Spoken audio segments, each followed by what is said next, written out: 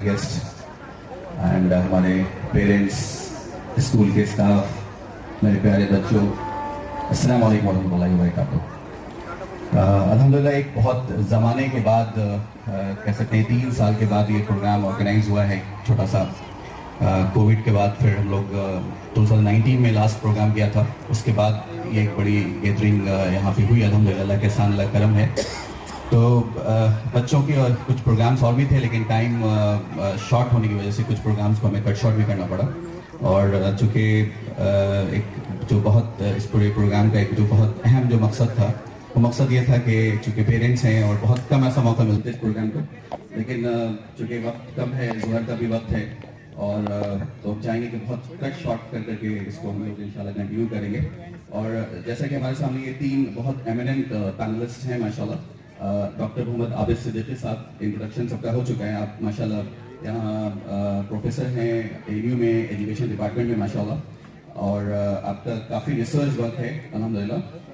दूसरे जो हैं वो हमारे अशरफ जमाल साहब हैं, पूरा अलीगढ़ वाकिफ़ है आपसे माशाल्लाह, और आप जो हैं वो 10+2 में टीचिंग भी कर रहे हैं माशाल्लाह। और तीसरे हमारे जो पैनलिस्ट हैं डॉक्टर मोहम्मद रियाज, आप साइकेट्रिस्ट हैं, यहाँ JNMCH में असिस्टेंट प्रोफेसर हैं, और हमारे बड़े अजीज दोस्तों में से हैं, और स्टूडेंट लाइफ से हम लोग माशाल्लाह साथ में भी हैं, और बहुत सारी सोशल एक्टिविटीज़ में इन्वॉल्व भी रहे माशाल्लाह। तो एक दोस्ताना ताल्लुक़ भी है अल्हम्दुलिल्लाह आप सब लोगों से। तो जैसा कि हमने नोटिफिकेशन में भी दिया था, जो हमारा जो टॉपिक है इस पैनल डिस्कशन का, वो उस पैनल डिस्कशन का जो बेसिक टॉपिक है वो ये है कि जो कोविड के बाद है ना, बच्चों के हाथों में हमने मोबाइल फोन्स दिए, और मतलब स्कूल ने एक्चुअली फोर्स किया कि भाई एजुकेशन के लिए अब मजबूरी थी कि हम लोग मोबाइल फोन्स या लैपटॉप्स वगैरह को यूज़ करें, इंटरनेट यूज़ करें। तो चीज़ें तो हम लोगों ने की, लेकिन उसके बाद कुछ बहुत सारे इम्पैक्ट्स पड़े, उसके बहुत सारे इफेक्ट्स जो है वो थे, जो हम लोग ने फील किया। और ख़ासतौर से स्कूल के अंदर हम लोग खुद ये देख रहे हैं कि ऐसे बहुत सारे चैलेंजेस आ रहे हैं। पिछले तकरीबन लास्ट सितंबर में हम लोगों ने स्कूल ऑफलाइन मोड पे आया। उसके बाद एक के बाद एक बहुत सारी प्रॉब्लम्स जो है हमारे सामने आने लगी। तो उसके ताल्लुक से स्कूल ने कई सारे इनिशिएटिव्स भी लिए, जिसमें एक तो लर्निंग गैप था हमारा। तो लर्निंग गैप के लिए हम लोगों ने कुछ AIC क्लासेस स्टार्ट की, और अल्हम्दुलिल्लाह उस चीज़ को हम लोगों ने टैकल कर लिया, कवर अप कर लिया। लेकिन कुछ ऐसे इश्यूज हैं जो अभी भी चल रहे हैं, और इनफैक्ट हमें पता भी नहीं है कि हमारे बच्चे किन चीज़ों में इन्वॉल्व हो रहे हैं। तो ये अल्हम्दुलिल्लाह यहाँ पर हमने पूरी कोशिश की है कि हमारे जो पैनलिस्ट हैं ये बिल्कुल डाइवर्स फील्ड्स के हैं। डॉक्टर आबिद सिद्दीकी साहब एजुकेशन से हैं माशाल्लाह, और मौलाना शाह साहब जो हैं आप नदवी भी हैं, तो कुरान और हदीस के रोशनी में बहुत अच्छी बातें यहाँ पे रख सकते हैं। और डॉक्टर रियाज साइकेट्रिस्ट हैं, तो बिग जो चाइल्ड साइकोलॉजी क्या कहती है उसके ताल्लुक से जो कुछ बातें यहाँ पर होंगे। तो मैं बहुत डिटेल्स में नहीं जाऊँगा, मैं अपने पैनल से रिक्वेस्ट करूँगा कि जितना हम लोग कट शॉर्ट रहें, ताकि ज़्यादातर क्वेश्चंस हम लोग ले सकें। मेरा इरादा था कि कुछ क्वेश्चंस हम लोग पेरेंट्स से भी लेंगे, लेकिन वक्त मुझे परमिट नहीं कर रहा है कि मैं कुछ पेरेंट्स से क्वेश्चंस मैं उसको लूँ यहाँ पर। तो सबसे पहले मेरा सवाल डॉक्टर सिद्दीकी से है कि सर, आप यूनिवर्सिटी लेवल पर हैं, ग्रेजुएशन और पोस्ट ग्रेजुएशन के बच्चे आपके साथ हैं, तो आपको क्या लगता है कि ये जो प्री कोविड एरा है और फिर पोस्ट कोविड एरा आया, तो क्या चेंजेस महसूस कर रहे हैं आप उन बच्चों में, उस लेवल पे जो बच्चे ग्रेजुएशन के लेवल पर और पोस्ट ग्रेजुएशन के लेवल पर हैं? अस्सलाम वालेकुम वरहमतुल्लाहि वबरकातुहू। हायर एजुकेशन में पोस्ट कोविड के बाद बहुत सारे चैलेंजेस हैं जो हम फेस करते हैं क्लासरूम के अंदर। सबसे पहले तो आपको इस टॉपिक को समझने के लिए पहले आप कोविड के टाइम की अगर हम बात करें, कि कोविड में खासतौर से अलीगढ़ मुस्लिम यूनिवर्सिटी और हायर एजुकेशन के जितने भी इंस्टीट्यूशंस हैं उन्होंने ऑनलाइन को ऑप्ट किया। टीचर्स भी ऑनलाइन से वाकिफ़ नहीं थे, तो उनकी प्रोफेशनल डेवलपमेंट प्रोग्राम्स उनके लिए कराए गए और वो इक्विप्ड हुए, और उसके बाद उन्होंने क्लासेस लेना शुरू की। क्लासेस लेते वक्त उस वक्त ही हालात ऐसे थे कि घरों के अंदर जाहिर है परेशानियां थी, कहीं पर अमवात हुई थी, कहीं पर लोग बीमार थे। तो वो कंसंट्रेशन बच्चों के अंदर पढ़ने का उस वक्त भी मौजूद नहीं था, और इस नए तजर्बे से वो भी वाकिफ नहीं थे कि आप जो है उनको ऑनलाइन में पढ़ाएं। बच्चों के पास फैसिलिटीज़ भी मौजूद नहीं थी। कुछ लोगों ने मोबाइल फ़ोन चलाना नहीं आता था, टीचर्स को नहीं आता था, स्टूडेंट की तो आप बात ही छोड़ दीजिए। उसके बाद फिर पेरेंट्स ने उनको मोबाइल मुहैया कराए, गवर्नमेंट ने भी इसकी तरफ एफर्ट किया, और जो है फिर हमारा एजुकेशन का सिस्टम चला। उस सिस्टम में हमने ये महसूस किया कि लोग ऑनलाइन क्लासेस में को अटेंड करते थे, लेकिन उनकी परसेंटेज बहुत कम थी। आहिस्ता आहिस्ता ये देखा गया कि गवर्नमेंट की पॉलिसीज ऐसी थी कि किसी बच्चे को कोई नुकसान ना हो, और उनकी चाहे उन्होंने क्लासेस अटेंड की हों चाहे क्लासेस अटेंड ना की हो, उनको प्रमोट किया जाए। तो हम लोगों ने जब उनका असाइनमेंट और एग्जामिनेशन लेते थे तो हमें काफ़ी परेशानियां फेस आई, और ये समझिए कि एक एक स्टूडेंट को हमने पर्सनली फ़ोन करके, उनको मैसेजेस करके, उनको मोटिवेट करके उनके असाइनमेंट्स को कलेक्ट किया, और कलेक्ट करने के बाद उनको फिर प्रमोट किया। तो ये एक प्रोसेस रहा है कोविड के पीरियड का, और इसी तरीके से करीब 1.5 साल 2 साल का जो हमारा वक्फा रहा है हायर एजुकेशन का, इसमें रहा है। इससे क्या हुआ कि लर्निंग आउटकम्स जिसको हम कहते हैं वो बहुत ज़्यादा इफेक्टेड हुई। बच्चों ने रेगुलर क्लासेस को अटेंड नहीं किया, और वो मोबाइल से कनेक्ट हो गए। जब वो मोबाइल से कनेक्ट हो गए तो मोबाइल का एक्सेस हुआ। एक्सेस होने की वजह से बहुत सारे ऐप्स का उनको पता चला, और उसके बाद फिर वो इंटरनेट से दुनिया से कनेक्ट हो गए। इंटरनेट आप लोग जानते हैं कि ग्लोबल विलेज की तरह काम करता है। पूरी दुनिया के अंदर जो भी चीज़ें होती हैं वो उसके पास अवेलेबल हो जाती हैं। तो ये नई जनरेशन के जो बच्चे थे, और ये खास तौर से हायर एजुकेशन के वो समझदार भी होते हैं, उन्होंने बहुत सारी चीज़ों को अपने अंदर समा लिया, और एजुकेशन से उनकी आहिस्ता आहिस्ता दूरी बढ़ती चली गई। उसका जो इम्पैक्ट है वो इस वक्त पूरी तरीके से हायर एजुकेशन के अंदर नजर आ रहा है। हायर एजुकेशन के अंदर इस वक्त जो हमारे स्टूडेंट हैं वो क्लास अटेंड करना नहीं चाहते हैं। सबसे पहली चीज जो हमारे सामने नजर आती है, क्योंकि वो हैबिचुअल हो चुके हैं कि क्लास ना अटेंड करना। दूसरी चीज ये है कि सिंसियरिटी उनके पास बिल्कुल नहीं है। सिंस बहुत ही कम स्टूडेंट हैं। अलीगढ़ मुस्लिम यूनिवर्सिटी का मैं आपको एग्जांपल दे रहा हूं। It was supposed to be the best university and a teaching university also, research as well. ये रिसर्च की भी बात होती थी यहाँ पे, लेकिन ये टीचिंग के लिए जानी जाती थी कि यहाँ पे कभी क्लासेस में लोग जो है एब्सेंट नहीं होते, और परसेंटेज भी 75% अटेंडेंस ली जाती थी। आज वो अटेंडेंस कम हो गई है, रिलैक्सेशंस हो गए हैं, क्योंकि गवर्नमेंट भी नहीं चाहती कि किसी को बच्चे को रोका जाए। तो ये जो फ्लेक्सिबिलिटी हमारी आई है, कंसंट्रेशन का लेवल डाउन हुआ है, लर्निंग आउटकम्स कम हुई हैं, बच्चों को की जो रॉ मेमोरी है उस पर असर पड़ा है, क्रिएटिविटी खत्म हुई है, और बच्चे की लिखने की आदत खत्म हो गई है। आज के जो बच्चे हैं, अगर आप उनसे कहिए कि आप 2 पेज लिख दीजिए तो they find it difficult to write. लिखना उनके लिए बहुत बड़ी अजाब माना जाता है। हाँ, अगर आप उनसे कहिए कि 4 ऑब्जेक्टिव क्वेश्चंस हैं, किसी एक पर टिक कर दीजिए, तो वो उसको बड़ी आसानी से टिक कर देते हैं। तो क्रिएटिविटी जिसको हम कहते हैं, पहले ये होता था कि बच्चे पूरी नोटिंग करते थे जो लेक्चर हुआ करता था। आज बच्चों ने किताबें पढ़ना छोड़ दिया है। They are relying on the internet knowledge. Internet पे जो चीजें पड़ी हुई हैं सिर्फ उस पर ही वो रिलाई करते हैं, और किताबें पढ़ना छोड़ दिया है। किताबों के नाम आप पूछ लीजिए हायर एजुकेशन के स्टूडेंट से, वो बमुश्किल तमाम किताबों के नाम वो बता पाएंगे। और क्वालिटी एजुकेशन डाउन हो गई है।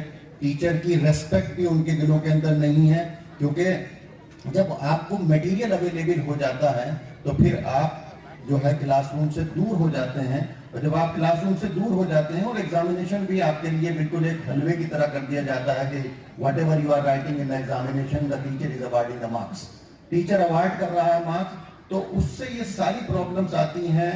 उनकी जो एबिलिटी है राइटिंग की वो बिल्कुल खत्म हो गई, रीडिंग की एबिलिटी खत्म हो गई, कॉन्फिडेंस लेवल नीचे आ गया है, उनका सेल्फ कॉन्सेप्ट लो हो गया है, एस्पिरेशन लेवल पर उनके असर पड़ा है, गोल को अचीव करने का जो हार्ड वर्क का टेम्परामेंट है वो भी उसके अंदर कमी आई है।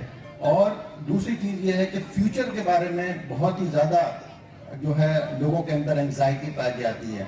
एंजाइटी, स्ट्रेस, फ्रस्ट्रेशन, डिप्रेशन, ये सारी आम चीजें हो गई हैं। तो हायर एजुकेशन में अभी जो है हमें इसका साथ साथ में थोड़ा सा सोल्यूशन भी बताता चलूंगा कि गाइडेंस एंड काउंसलिंग की सख्त जरूरत है। गाइडेंस एंड काउंसलिंग सिर्फ स्टूडेंट को ही जरूरत नहीं है, बल्कि गाइडेंस एंड काउंसलिंग की पेरेंट्स को भी जरूरत है, क्योंकि पेरेंट्स भी नहीं समझ पा रहे हैं कि इन बच्चों को अपनी पुरानी रविश पर लाने के लिए क्या किया जाए। तो बहुत सारी चीजें हैं, जैसे अभी डॉक्टर साहब ने बताया कि हम लोगों ने बहुत सारे प्रोग्राम शुरू किए हैं, तो उनको स्पोर्ट्स के अंदर उनका एंगेजमेंट किया जाए। जिस तरीके से ये प्रोग्राम कंडक्ट किया गया है, ये प्रोग्राम जो है स्टूडेंट को कॉलेज से अटैच करने के लिए, इंस्टीट्यूशन से अटैच करने के लिए, उनके टोटल पर्सनैलिटी डेवलप करने के लिए काफी मुस्बत साबित होते हैं, पॉजिटिव साबित होते हैं। तो ये कुछ चीजें हैं, बहुत ही शॉर्ट में मुझे वक्त मिलता तो और भी मैं इसको बात करता। Thank you Jazakallah sir, thanks a lot. It's very alarming situation right now. Parents have to understand that कि जो अभी हालात चल रहे हैं बच्चों के, वो बड़े खतरनाक उससे हैं, क्योंकि हम भी खुद पेरेंट्स हैं और यहाँ मैनेजमेंट में भी हैं, तो बहुत सारे इश्यूज हमें डील करने पड़ रहे हैं। और इनफैक्ट हमारी जो डिसिप्लिनरी कमेटी है, वो डिसिप्लिनरी कमेटी के मेंबर्स को हमें बढ़ाना पड़ा, उसकी तादाद बढ़ानी पड़ी, ताकि इतने इश्यूज आने लगे कि कुछ लोग स्पेशली डेलीगेट कर दिए गए कि इन इश्यूज को सॉल्व करें, उनको देखें और उनकी तह तक पहुंचे। तो it's a very alarming situation, और पेरेंट्स अगर बहुत कोई मुस्बत स्टेप नहीं उठाएंगे तो बहुत नुकसान होगा, क्योंकि आने वाला जो वक्त है उसमें जब बच्चे मार्केट में जाएंगे और उनके पास स्किल्स नहीं होगी, तो वो बच्चे कहीं स्टैंड नहीं कर सकते हैं। डॉक्टर रियाज, आपसे मेरा एक क्वेश्चन है, सवाल ये है, क्योंकि you are dealing with psychiatric patients and also, तो क्या आपको कुछ ऐसा लगता है कि इस कोविड के बाद बच्चों के अंदर मोबाइल फोन्स यूज की वजह से कुछ ऐसे केसेस बढ़े हैं, या क्या प्रॉब्लम्स पे कुछ आपको क्या लगता है फ्रीक्वेंसी बढ़ चुकी है? कुछ आप इस पे रोशनी डालेंगे। Most important thing is that we should differentiate, मतलब हमें दो चीजों में फर्क करना बहुत जरूरी है, प्रॉब्लमेटिक इंटरनेट यूज या स्मार्टफोन यूज। दूसरा addiction. Addiction is a very diluted term. अपने बच्चे को या किसी भी फैमिली के मेंबर्स को ऐसे एड्रेस करना अप्रोप्रिएट नहीं है कि you are addicted to a mobile phone. Basically that was a problematic internet use और problematic smartphone use. We should discriminate it. हमको दोनों को डिफरेंशिएट करने की बहुत जरूरत है, नंबर एक। नंबर दो कि इसके आउटकम्स हम सब जान रहे हैं। आपको मैं 3 सिनेरियो दूंगा, केस सिनेरियो, जिससे आप कंसिडर कर पाएंगे कि जो एक्सेसिव यूज है इंटरनेट का या एक्सेसिव यूज है स्मार्टफोन का, वो डिफरेंट मैनिफेस्टेशन हो सकते हैं किसी चीज के।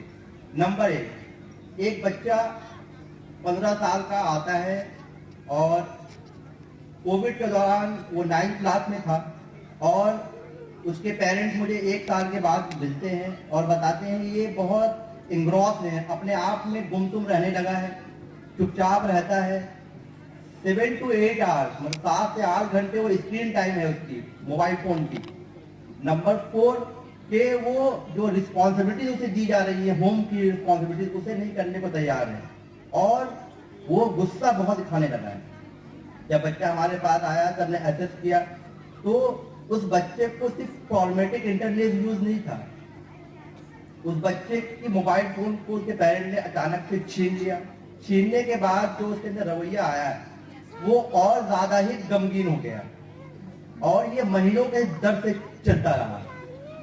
मगर ये प्रॉब्लमेटिक इंटरनेट यूज नहीं है। Now the child has been addicted to the mobile phone, उसके अंदर विड्रॉल सिम्टम्स आ रहे हैं। एडिक्शन कहने के लिए 2 चीजें बहुत इंपॉर्टेंट हैं। टॉलरेंस, कि जिस चीज से मजा पहले आ रहा था उस इंटेंसिटी से वो मजा नहीं आएगा, उसे और बढ़ा के लेने की जरूरत है। नंबर 2, उससे अगर दूर कर लिया जाए तो उनके अंदर फिजिकल और साइकोलॉजिकल मैनिफेस्टेशन आएंगे, तब हम कहते हैं कि इनको ये एडिक्शन हो गया है, वरना ये प्रॉब्लमेटिक इंटरनेट यूज है। इस बच्चे में गेमिंग डिसऑर्डर डायग्नोज हुआ है। इसको एक प्रॉब्लम हो गई थी कि वो PUBG खेलता था, उसका एक पार्टनर था जो ऑफलाइन मोड में, मतलब ऑनलाइन मोड पे ही उनसे राब्ता था, उससे कभी उसे मिला नहीं था। मगर जब वो बच्चा मेरे पास आया, उसने बिल्कुल क्लियर कटली बात कही कि मैं इस बात से उदास नहीं हूँ कि मुझे PUBG खेलना नहीं मिल रहा है, मुझे प्रॉब्लम इस बात से है कि PUBG भी नहीं खेलना मिल रहा, जो पार्टनर मुझे मिला था ऑनलाइन, उससे मैं दूर हो गया। ऐसे बच्चों को सिर्फ इंटरवेंशन की जरूरत नहीं थी, इसमें क्योंकि फार्माकोथेरेपी की जरूरत भी पड़ी, तब बच्चों बाहर निकल गया। ये एग्जाम्पल है। दूसरा एग्जाम्पल है, जैसे किसी बच्चे के अंदर प्रॉब्लम है, जैसे ADHD एक बीमारी होती है जिसमें होता है कि बच्चा एक जगह सुकून से नहीं बैठता है, उसे एक्सपेरिमेंट करने का शौक होता है, नई नई चीजों को देखने का शौक होता है। मगर कोविड एरा में जब उनके पास स्क्रीन मिल गया तो उनकी ये जो इंटेंसिटी और बढ़ गई। तो ये मैनिफेस्टेशन है कि वो बीमारी से प्रॉब्लम में थे और उसके वजह से इनका मैनिफेस्टेशन बढ़ गया। तीसरा यही है कि इंटरनेट या स्मार्टफोन की यूज से हमारे अंदर टेम्पर टेंट्रम आ गए, मतलब गुस्सा ज्यादा दिखाने लगे बच्चे। तो ये बहुत कॉमन फिनोमेना है। स्किल्स की कमी आ गई, लो सेल्फ स्टीम होने लगा, और सबसे इंपॉर्टेंट है स्लीपिंग डिस्टर्बेंसेस, स्लीप साइकिल ही पूरा अल्टर हो गया। बच्चा 2 बजे रात में 3 बजे सो रहे हैं और रात में सुबह 12 बजे उठ रहे हैं। ये स्लीप साइकिल ही बिल्कुल अल्टर हो गया। नींद की प्रॉब्लम नहीं है यहाँ पे, स्लीप साइकिल ही अल्टर हो गया। अब इसके लिए हम क्या कर सकते हैं इंपॉर्टेंट, तो सबसे इंपॉर्टेंट है कि कोई भी इंटरवेंशन 3 लेवल पे किए जाएंगे। नंबर 1 इंडिविजुअल जो बच्चा है उसके लेवल पे, नंबर 2 फैमिली के लेवल पे, नंबर 3 गवर्नमेंट के लेवल पे। तो इंडिविजुअल में बच्चे को हम मोटिवेशनल इंटरव्यू कर सकते हैं।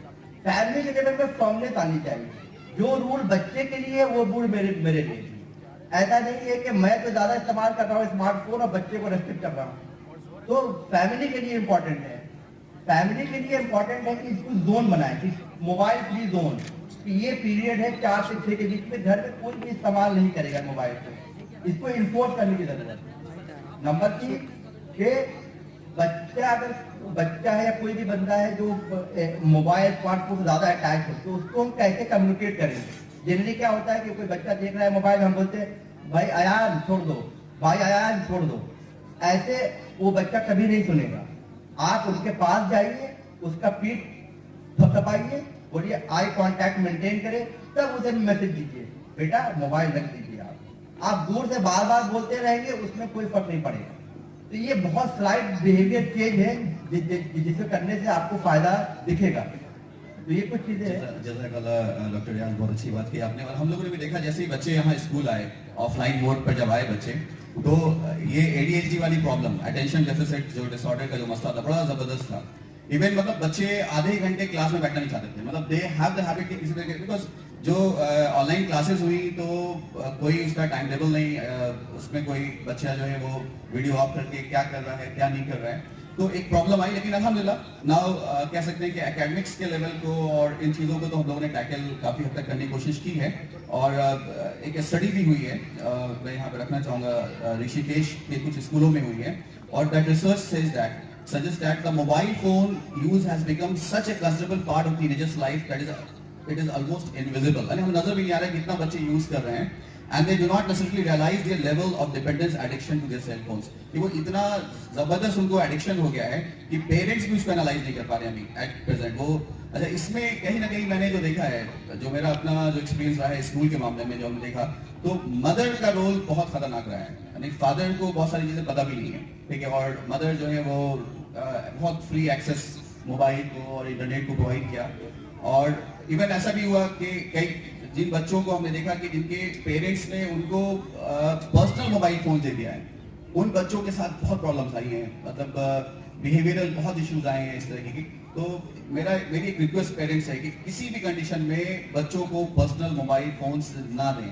बल्कि एक पेरेंट का मैं आपको वाकया भी सुनाऊं कि एक फादर आते हैं और हमने कहा कि आपने क्यों अपने बच्चे को मोबाइल फोन दे दिया, तो उन्होंने कहा कि साहब मैंने तो नहीं दिया है, इस बच्चे के मामू ने गिफ्ट कर दिया है, ठीक है। तो मैंने कहा कि आपको रोकना चाहिए। कहा कि जब हमने अपनी वाइफ से कहा कि साहब इसका फोन सीज किया जाए, तो मदर का जवाब ये है कि साहब आपके भाई ने तो दिया नहीं है, ठीक है, हमारे भाई ने दिया तो आपको प्रॉब्लम हो रही है। तो this is not a good idea. आपको समझना पड़ेगा कि ये प्रॉब्लम है, इसको टैकल करना है हमें।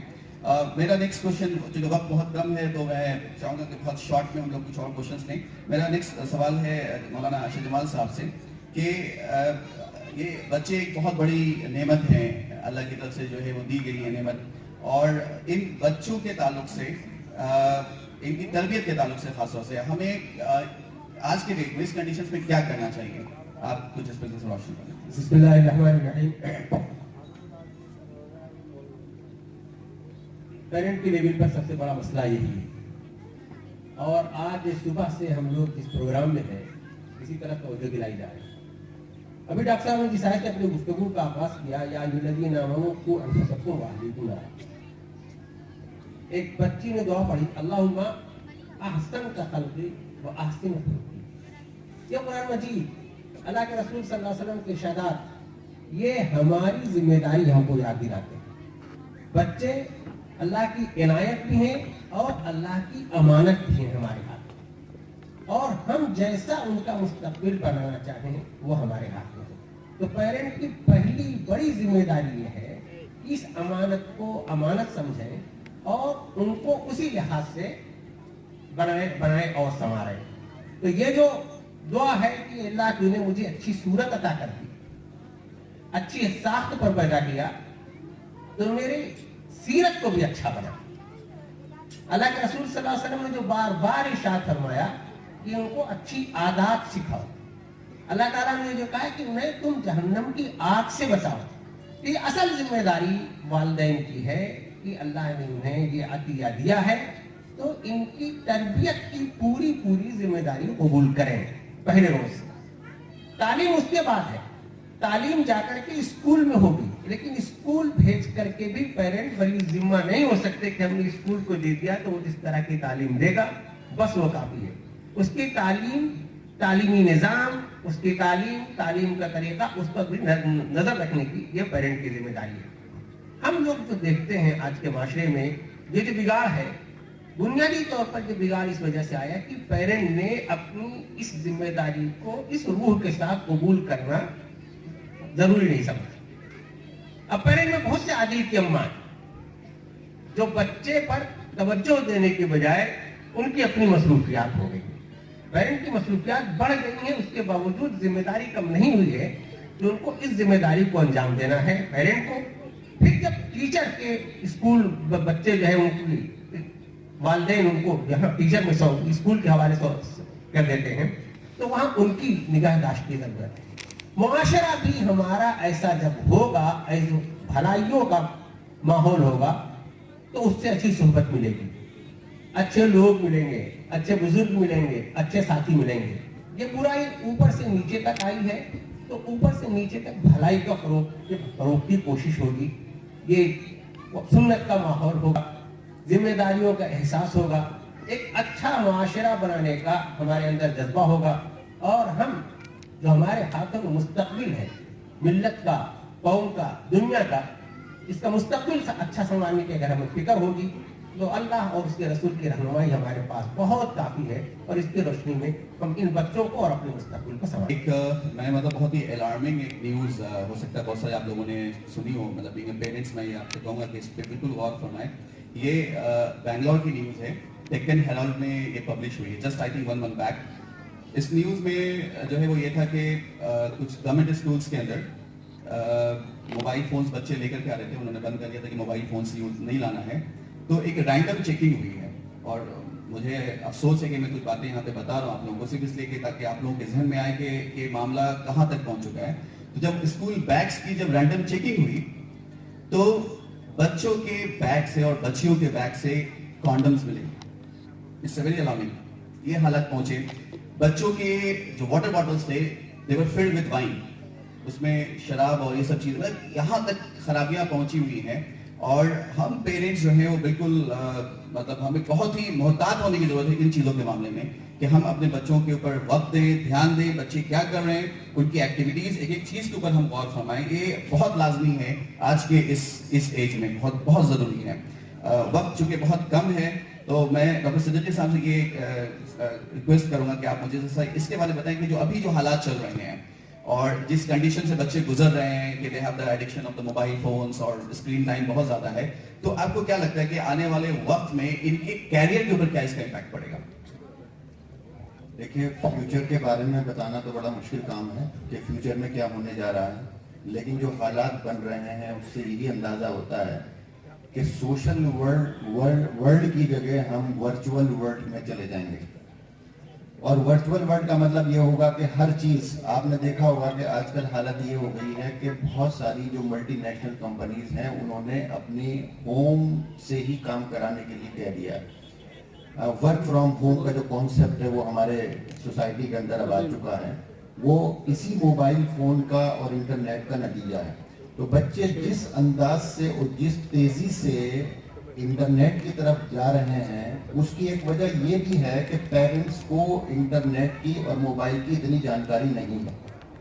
उनको पता ही नहीं है कि बच्चे कौन कौन सी साइट देख रहे हैं, कितना वक्त उसमें लगा रहे हैं। क्योंकि बच्चा तो ये कहता है कि साहब मैं तो अपना असाइनमेंट तैयार कर रहा था, मुझे सर ने एक लिस्ट दी थी उसके क्वेश्चंस का आंसर ढूंढने के लिए, मैं उसको ढूंढ रहा था, या मुझे एग्जामिनेशन के क्वेश्चंस आए थे मैं उसको कंप्लीट कर रहा था, या मैंने कोई क्लासेस ज्वाइन कर रखी हैं मैं उसको मैं क्लासेस अटेंड कर रहा था।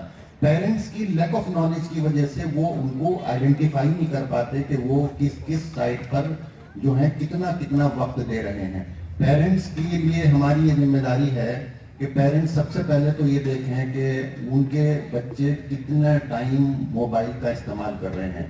जो वर्ल्ड का सर्वे हुआ है उससे ये पता चला है कि एक एवरेज आदमी 3 घंटे 15 मिनट मोबाइल देख रहा है आज के दौर में। इसमें से बहुत सारे लोग ऐसे भी होंगे जो मोबाइल का इस्तेमाल भी नहीं करते होंगे। तो इससे अंदाजा होगा कि हमारी पॉपुलेशन, आपने जिस प्रॉब्लम की तरफ इशारा किया है वो एडोलिसेंट की प्रॉब्लम है। ये एडोलिसेंट जो हैं जिनकी तादाद हिंदुस्तान के अंदर करीब 25.3 करोड़ है, ये 10 साल से लेकर के 19 साल के बीच के स्टूडेंट हैं और ये सबसे ज्यादा वल्नरेबल ग्रुप कहलाता है। वल्नरेबल ग्रुप ये होता है कि ये ट्रांजिशन पीरियड होता है कि यहाँ से बच्चों को डिसाइड करना होता है कि उसका फ्यूचर क्या होगा, किस एरिया के अंदर वो जाएगा, किस जॉब को वो लेगा, किस प्रोफेशन को वो चुनेगा, किस सब्जेक्ट को वो चुनेगा। इसमें प्रॉब्लम ये आती है कि career guidance opportunities are not available to our students. Career guidance opportunity नहीं है हमारे पास। अगर हम पेरेंट्स से बात करें, इतने सारे लोग यहाँ पर बैठे हैं कि कौन किन एरियाज के अंदर बच्चों को जाना चाहिए, तो बच्चे कहेंगे कि medical, engineering, teaching, IAS, PCS। ऐसा लगता है कि इसके अलावा कोई और पढ़ाई बाकी ही नहीं रही है। बल्कि बच्चों को लिए बहुत सारे मौके मौजूद हैं, बहुत सारे मौके मौजूद हैं। उनकी तरफ भी हमें बच्चों को राग़िब करना चाहिए। और मोबाइल के लिए जो मशवरा अभी आपके सामने आया है कि पेरेंट्स को सबसे पहले एग्जाम्पल अपना पेश करना पड़ेगा। आने वाला टाइम बहुत खतरनाक होगा, बच्चे माँ बाप से दूर हो जाएंगे और जो है उनके अंदर इरिटेशन बढ़ेगा, लोनलीनेस बढ़ेगी, एंजाइटी बढ़ेगी, फ्रस्ट्रेशन उनके अंदर आ सकता है और फिर ये जो हमारा सोशल कांटेक्ट है ये बहुत ज्यादा इफेक्टेड होने वाला है। एडजस्टमेंट की प्रॉब्लम बच्चों के अंदर आएंगी, इरिटेशन उनके अंदर होगा। तो फ्यूचर में जो है हमें कंबाइंड एफर्ट करने की जरूरत है। पेरेंट्स को मुस्तकिल तौर पर इंस्टीट्यूशन से जुड़ने की जरूरत है। पेरेंट टीचर्स मीटिंग में सारे जितने भी पेरेंट्स हैं वो जरूर इंस्टीट्यूशंस के अंदर आए, टीचर्स की बात सुने, बच्चों को ऑब्जर्व करें, उनके साथ रहें, फ्रेंडशिप उनके साथ रखें और उनको एनकरेज करें। कंपटीशन की आदत उनके अंदर न डालें। कंपटीशन से कुछ नहीं होने वाला। Cooperation is very important, coordination is very important, sympathy is very important, love and affection is very important. हम अपने बच्चों को डांटते हैं, होता क्या है, खास तौर से माओ की से मैं कहूंगा कि जैसे बच्चा 96% लेकर के जब घर पे आता है तो उनसे ये सवाल किया जाता है कि 4% आपने कहां गलती कर दी। आप ये नहीं कहते कि आप 96% लेकर के आए। बच्चों को मोटिवेट करिए, उनके हमदर्द बनिए, उनके दोस्त बनिए और जो भी वो करते हैं उनके पीछे खड़े होइए और उनके साथ रहिए, उनके टीचर से बात करिए, उनके दोस्तों पर निगाह रखिए कि किन दोस्तों के साथ वो रहते हैं, किन दोस्तों के साथ कितना वक्त गुजारते हैं। जब वो घर से बाहर जाते हैं तो हर 2 घंटे के बाद कम से कम वो बच्चा आपको मैसेज करे कि वो कहाँ किस वक्त मौजूद है। मेरे ख्याल से अगर पेरेंट्स निगाह रखें और एजुकेशनल इंस्टीट्यूशंस के सारे टीचर्स कोऑपरेट करके ये काम करें तो बहुत हद तक हम अपने नौजवानों के फ्यूचर को सेव कर सकते हैं और उनको सही रास्ता दिखा सकते हैं। थैंक यू सर, बहुत अच्छी बात की सर ने। और दूसरी एक जो बात, मैं यहाँ पेरेंट्स बैठे हुए हैं, मैं रिक्वेस्ट करूंगा आपसे कि हैव फेथ ऑन अस। ठीक है, हम लोग यहाँ जो इस स्कूल का मिशन है, मेरा एक प्रेजेंटेशन भी था स्कूल के ताल्लुक से कि क्या हम लोग कर रहे हैं, क्यों कर रहे हैं, बट टाइम शॉर्ट था तो हमने प्रेजेंटेशन नहीं दिया। तो मैंने कई दफ़ा ऐसा देखा है कि कुछ ऐसी कंप्लेंट्स आती हैं बच्चों की, और जब हम पेरेंट्स को बुलाते हैं तो at the first end parents they see that कि the school is the enemy of the children. No, हम आपके बच्चों की भलाई के लिए बैठे हुए हैं। अभी हमारे स्कूल में कुछ इंस्टाग्राम का इशू हुआ था, बहुत सारे पेरेंट्स शायद वाकिफ होंगे। ठीक है, उसमें से बहुत सारे पेरेंट्स ने बहुत कोऑपरेट किया हमें पूरी इंक्वायरी करने में, बच्चे कहाँ तक इन्वॉल्व थे, क्या कर रहे थे, कैसे कर रहे थे। लेकिन देयर वर सम पेरेंट्स ऐसे भी थे जिन्होंने आकर के हमसे लड़ने की कोशिश की कि साहब आप क्यों कर रहे हैं। तो आप अगर ये सोच रहे हैं कि यानी अगर आपका भरोसा नहीं है तो स्कूल के ऊपर, तो मुश्किल है। तो अगर हम कोई भी स्टेप, कोई भी अगर ऐसी चीज बच्चों के ताल्लुक से पता करने की कोशिश कर रहे हैं और आपको इन्फॉर्म कर रहे हैं, तो you must have faith on us. आपके बच्चे की भलाई के लिए कर रहे हैं। देखिए, एजुकेशन, इंग्लिश, मैथ, साइंस पढ़ाना बहुत आसान है। ठीक है, हमारी स्कूल की तकरीबन 60 to 70% एनर्जी सिर्फ बच्चों के अंदर अच्छे अखलाक, अच्छे किरदार, जो है एक अच्छा इंसान बनाने में जा रही है। एंड दैट्स वेरी टफ, वो बहुत मुश्किल काम है। तो ये एक बच्चा है, देखिए ये हमारा आपका एक पार्टनरशिप है, ये रिलेशनशिप डेवलप होना चाहिए। और उसमें सबसे इंपॉर्टेंट फेथ कि अगर यहाँ पर टीचर्स ने कोई बात कही है या मैनेजमेंट ने या डिसिप्लिन कमेटी ने, तो उसको मिलकर सॉल्व करें हम लोग, बजाय ये कि we take it that. First instance होता है कि हम डिफेंड करते हैं अपने बच्चों को। ठीक है, अपने बच्चों भी फेथ होना चाहिए, लेकिन yes the children are at this stage that they are committing mistakes and they can commit mistakes. तो ये कुछ चीजें हैं जिसपे मेरी रिक्वेस्ट रहेगी। वक्त बहुत कम है, मैं बिल्कुल 2-2 मिनट्स में चाहूंगा कि एक दो सवाल और लेकर के उसको मैं वाइंड अप करूं। डॉक्टर रियाज, सोशल मीडिया जो है, ठीक है, उसका सोशल लाइफ पर और जो सोशल जो रिलेशनशिप है या फैमिली रिलेशनशिप, उस पर क्या इम्पैक्ट पड़ रहा है? Just in 1 or 2 minutes I would like to wind up this. Social media की वजह से इंटरपर्सनल रिलेशनशिप बहुत खराब है। जितने बच्चों के साथ भी खराब है, उतना कपल मतलब फैमिली मेंबर्स में, वाइफ एंड हस्बैंड और फैमिली मेंबर्स के बीच में ज्यादा खराब देखने को मिलते हैं। दूसरा इंपॉर्टेंट एक है कि कुछ ये सब चीजें ट्रांसलेट भी हो जाती हैं ऑब्सेशन की तरफ। ऑब्सेशन वो चीज कहलाती है कि एक चीज को बार बार करने का मन करता है और हम ना करें तो मेरे अंदर घबराहट, बेचैनी पैदा होना शुरू हो जाती है।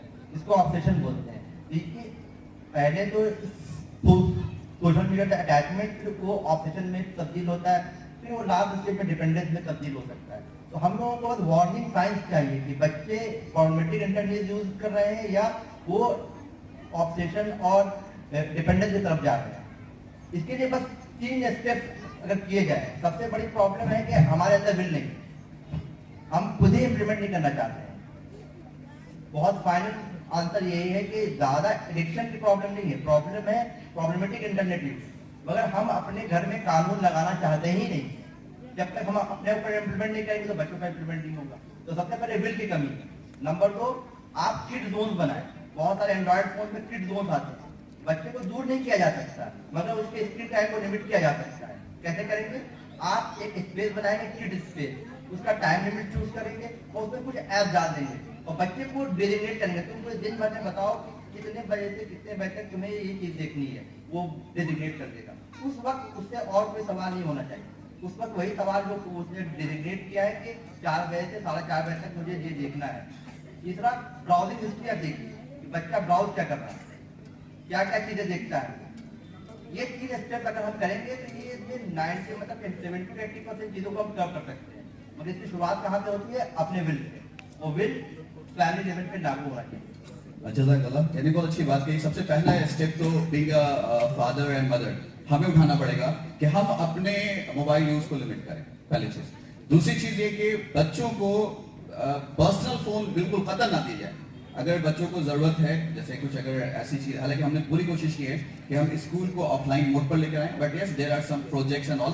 तो वो जब बच्चे जब इंटरनेट यूज कर रहे हैं तो पेरेंट्स की रिस्पॉन्सिबिलिटी बनती है कि वो उसको मॉनिटर करें कि वो यूज क्या कर रहे हैं। ठीक है, तो लास्ट क्वेश्चन जो है मैं मौलाना आशिफ साहब से करना चाहूँगा कि आप चूँकि एजुकेशन इंस्टीट्यूट से जुड़े हुए हैं और खासतौर से 10+2 के बच्चों को डील कर रहे हैं, तो स्कूल के लिए और टीचर्स के लिए क्या आप हिदायत देना चाहेंगे कि हमें क्या स्टेप्स उठाना चाहिए कि ये जो एक इतना जबरदस्त एपिडेमिक फैल रहा है, तो बीइंग अ स्कूल मैनेजमेंट और being a teacher, what step should we take? इस सिलसिले में तो बहुत ज़्यादा बेहतर मशवरा हमारे डॉक्टर रियाज साहब और डॉक्टर सिद्दीकी साहब दे सकते हैं। आपके यहाँ पहुंच करके जो मैंने देखा और जो मैंने महसूस किया वो ये कि जो चाहिए वो अल्लाह का शुक्र है कि आप बहुत बेहतर तरीके से कर रहे हैं। जो माहौल चाहिए बच्चों को, जो तालीम चाहिए बच्चों को, जिस तरह की जहनसाजी चाहिए बच्चों को, आप वो दे रहे हैं। टीचर्स और पेरेंट्स का जो राब्ता चाहिए और पेरेंट्स को जिस तरह से स्कूल पर भरोसा करना चाहिए, ये देख करके ऐसा गुमान होता है कि कहा जाना चाहिए कि आपके बच्चे महफूज हाथों में। जो लोग इस जिम्मेदारी को कबूल किए हुए हैं कि आपके बच्चों का दोनों जहान संवारेंगे, जिनका मिशन ये है, तो आपने बहुत सोच समझ करके एक आला दर्जगाह का इंतखाब किया है। हम लोगों को अल्लाह का शुक्र अदा करना चाहिए कि हमारे शहर में हमारे पास एक इतना अच्छा ऑप्शन मौजूद है। तो हम